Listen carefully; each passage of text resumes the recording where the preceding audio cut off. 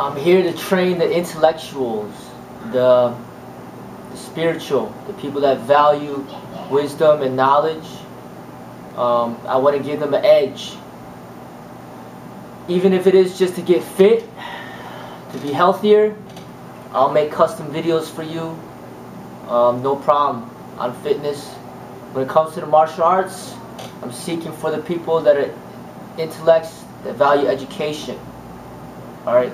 You may not be the most physically capable, but with the techniques that I have to teach you, it'll give you an edge over those who may be more physically fit, may be younger in age, and gives you an advantage, gives you an edge to potentially defend yourself if need be.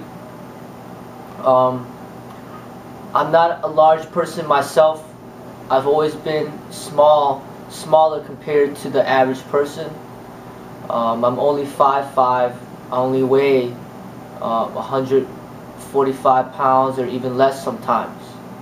So training in martial arts, training in fitness pretty much my entire life, for all these years, it gives me the experience to know what it takes to be able to survive a dangerous encounter against people that may be a lot larger than myself,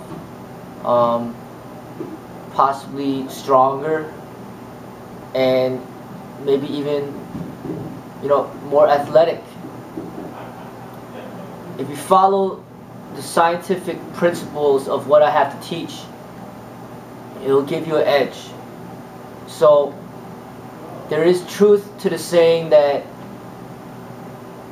if you practice martial arts the correct way, the right scientific techniques, it's not just about pure strength.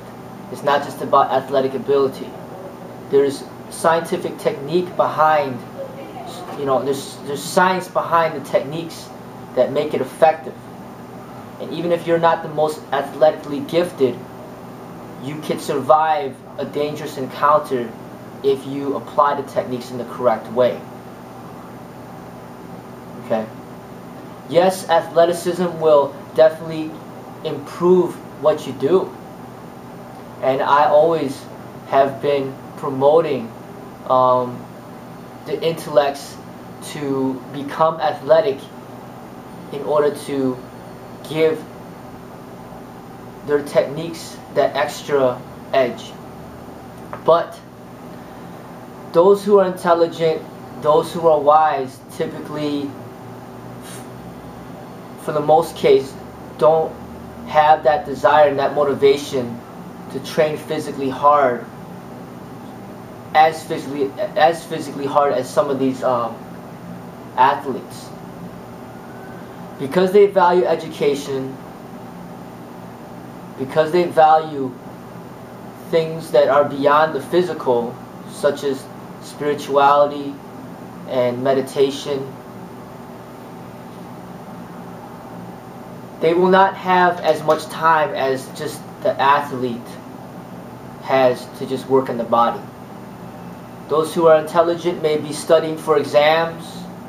They may be striving for their bachelor's, master's, and PhDs. They may be reading a lot of books and not spending as much time training physically. And therefore, they may lack a little bit in the physicality. But when they train in the techniques properly, in the real science of the techniques, it gives them an edge.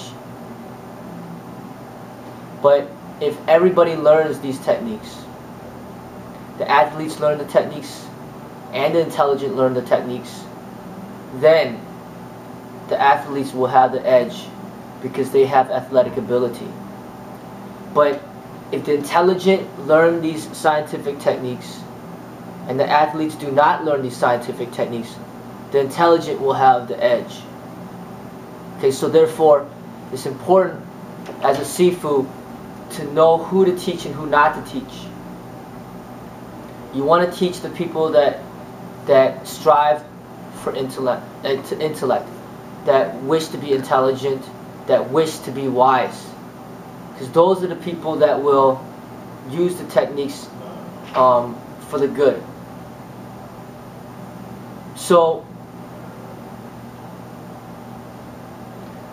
I encourage those who value education to also value fitness and physical development.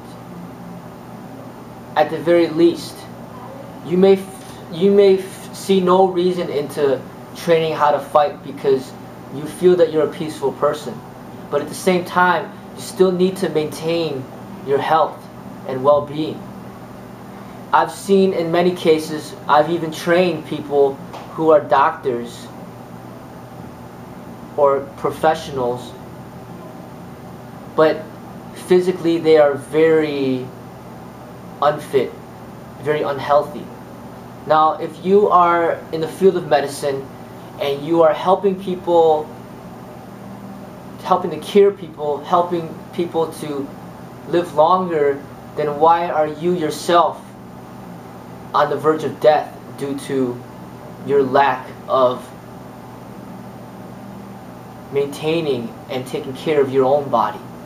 So all those who are educated need to value the physical wellness at the minimum. So I promote for all those who are educated to take care of themselves physically, eating right, sleeping right, and exercising. Okay? The next level above that is,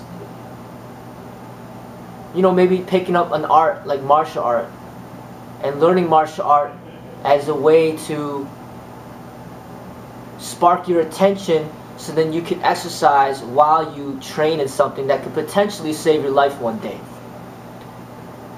So if regular exercise is a little too boring for you, then you can practice martial art as a way to help you gain your attention and your enthusiasm as a distractionary device to help you exercise while you train in a way to defend yourself. And that's something that I can help with as well. So I want to give the educated an advantage, because there's a lot of uneducated people out there, a lot of ignorant people out there that are misusing martial art techniques and destroying the reputation of the martial arts, dishonoring the spirit of the martial arts. And I feel that those who are educated need to step forward to represent it the way that it should be represented.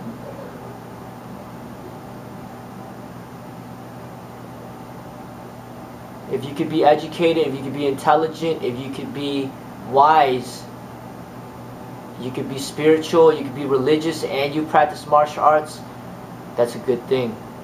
Now you enhance the reputation of the martial arts. But if we have a bunch of criminals, a bunch of bullies, a bunch of violent and aggressive people training in martial arts, then it destroys the reputation of the martial arts. So I'm not valuing physical fitness within the todais that I seek. I'm valuing education and spirituality and wisdom and compassion within the people that I teach. And those who are in lack of physical development, it's my job to help enhance that aspect, to give them a balance. So I encourage all intellectuals to become involved within the martial arts in order to use it as a vehicle to enhance society. And if not the martial arts, at least, at the very least, take care of yourself physically. Eat right, sleep right, and exercise. And that should be basic necessity. Because remember that the body and mind are connected. If all you value is the mind and you don't value the body, you're not going to reach your full potential, your full potential. You need to value the body just as much as you value the mind. You spend 4 hours reading, spend 4 hours exercising. Spend 4 hours meditating. That's a balance. But if you spend 8 hours reading and you don't even want to spend 10 minutes exercising, that's not a balance. Let's create a balance. Let's meditate. Let's educate ourselves. Let's be creative. And let's exercise. That is what I promote.